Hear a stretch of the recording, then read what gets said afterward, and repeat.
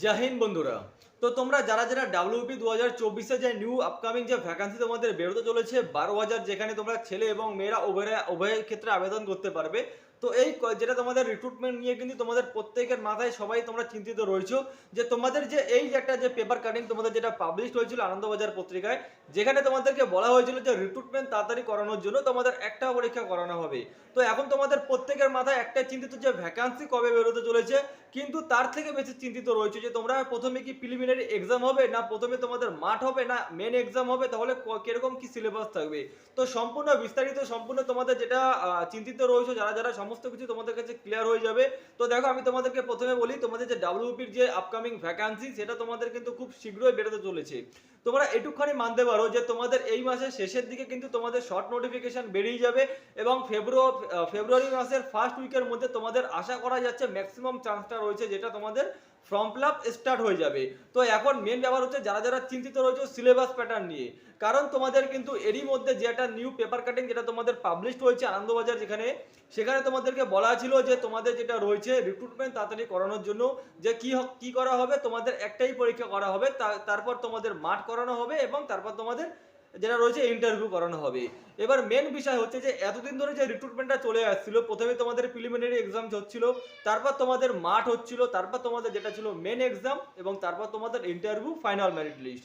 কিন্তু এখন তোমাদের এই যে একটা পেপার কাটিং এ যে একটা চাঞ্চল্যকর যেটা তোমাদের তথ্য যেটা বেরিয়ে আসছে, এটা কিন্তু এখনো কোনো রকম ভাবে যেটা রয়েছে অ্যাপ্রুভাল হয়নি। এটা যেটা রয়েছে সামান্য তোমাদের একটা পেপার কাটিং এ বলা ছিল যে এই যে তোমাদের যে এই যে রিক্রুটমেন্টটা তাড়াতাড়ি করানোর জন্য এই প্রস্তাবটা কিন্তু রাখা হয়েছে পিআরবির পক্ষ থেকে, যেটা রয়েছে মন্ত্রিসভা এরকম কিছু একটা রাখা হয়েছে। সেটা কিন্তু এখনো কোনো রকম ভাবে যতদিন পর্যন্ত না তোমাদের ডাব্লিউপির যেটা রয়েছে অফিসিয়ালি পিআরবির অফিসিয়ালি ওয়েবসাইটে নোটিফিকেশনে না দিয়ে দিচ্ছে, কোনো রকম কিন্তু সেরকম কোনো পরিবর্তন আসবে এরকম কিন্তু কোনো রকম কোনো কিছু এখনো জানা যায়নি।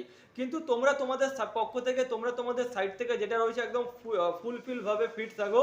যেই সমস্ত ক্যান্ডিডেট অর্থাৎ তোমরা ছেলে হও কিংবা মেয়ে হও, যারা যারা পর্যন্ত এখনো পর্যন্ত ইংলিশ পড়া আরম্ভ করনি, আমার কথা শোনো, তোমরা কিন্তু তোমাদের এতদিন ধরে যা পড়ছিলে প্রিলিমিনারির সাথে তোমাদের তার সাথে যেটা রয়েছে তোমাদের যেটা ইংলিশটা তোমরা প্র্যাকটিস শুরু করে দাও, ঠিক আছে?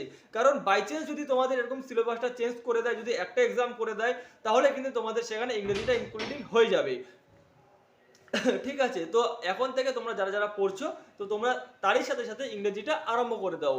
এবার সব থেকে মেন ব্যাপার সেটা হচ্ছে মাঠ একা হবে না যেটা তোমাদের যেটা রয়েছে তোমাদের রিটেন এক্সাম আগে হবে। তো দেখো, মাঠ যেটা রয়েছে তোমাদের আগে যদি করানো হয়, তো মাঠে যারা যারা অ্যাপ্লিকেশন করবে, তো প্রচুর ক্যান্ডিডেট কিন্তু লাখ লাখ ক্যান্ডিডেট আবেদন করবে। তোমাদের যতই তোমাদের 12,000 ভ্যাকান্সি থাকুক না কেন, যেখানে ছেলে আর মেয়ে যেটা রয়েছে 8,400 আর 3,600 যে ভ্যাকান্সিটা রয়েছে, সেই ক্ষেত্রে কিন্তু তোমাদের ম্যাক্সিমাম তোমাদের 12 থেকে 13-14 লাখ এরকম এরকম কিন্তু এক্সপেক্টেড তোমাদের ফর্ম ফিল আপ হবে।